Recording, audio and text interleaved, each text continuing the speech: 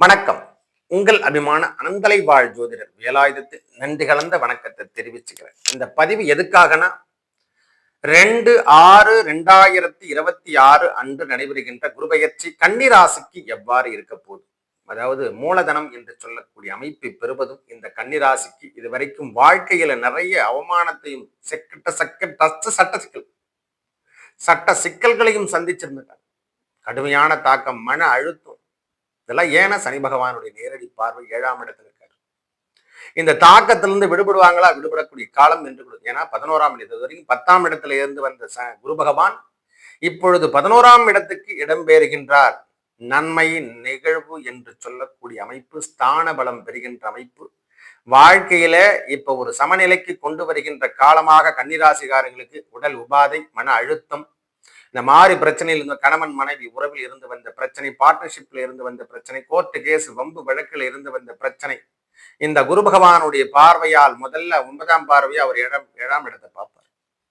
சாதகம் தருகின்ற விஷயங்கள் அனைத்தும் நம்மளுக்கு திருப்பியும் பழைய என்ட்ரி கொடுக்குறாருயா, போங்க நல்லா இருங்க.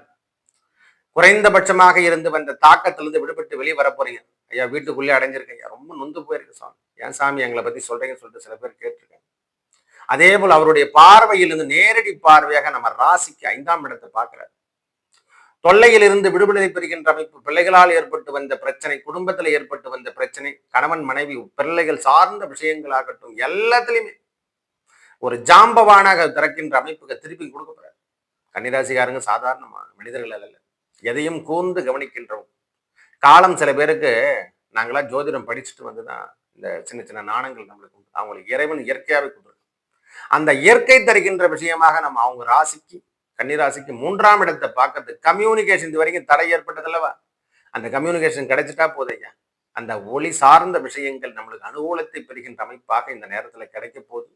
வாழ்வை மாற்றம், வாழ்க்கை மாற்றம் என்று சொல்லக்கூடிய அமைப்பில் இருந்தவங்க எல்லாம் இப்ப திருப்பியும் பழைய நிலைமைக்கு கொண்டு வந்து திருப்பி நான் வந்துட்டேன் ஐயா, நான் வேலையில வந்துட்டேன் ஐயா, நான் ஜாயின் பண்றேன் ஐயா, நான் வெற்றி பெற்று காணும். நிறைய பேருக்கு இடப்பெயர்ச்சி சார்ந்த விஷயங்கள், திருமண தடையில் இருந்தவங்களுக்கெல்லாம் விலகத்துக்கான காலம், திருமண ஏற்பாடுகள் விரைவாக நடைபெறும் என்று கூட சொல்லுவோம். குறைவா சொல்லணும்னா இப்ப பேசுகின்ற நேரத்துல அதுக்கான புக்கிங் எல்லாம் கூட ஆயிடும். நம்ம பார்க்கும்போது, இந்த வீடியோ பார்க்கும்போது புக்கிங் நடக்கின்ற அமைப்பு, முதல்ல நல்ல எண்ணங்கள் நம்ம கிட்ட வரும். இந்த நெகட்டிவ் திங்ஸ் முதல்ல வெளிவிட்டு நம்மளை விட்டுட்டு வெளியே போறதுக்கான காலமாக இந்த குரு பகவானுடைய பெயர்ச்சி சாதகத்தை தருகின்ற அமைப்பாகவும் சமநிலையை தருகின்ற அமைப்புகளாக மாறப்போது. நல்லதே நடக்கும். நன்றி, வணக்கம்.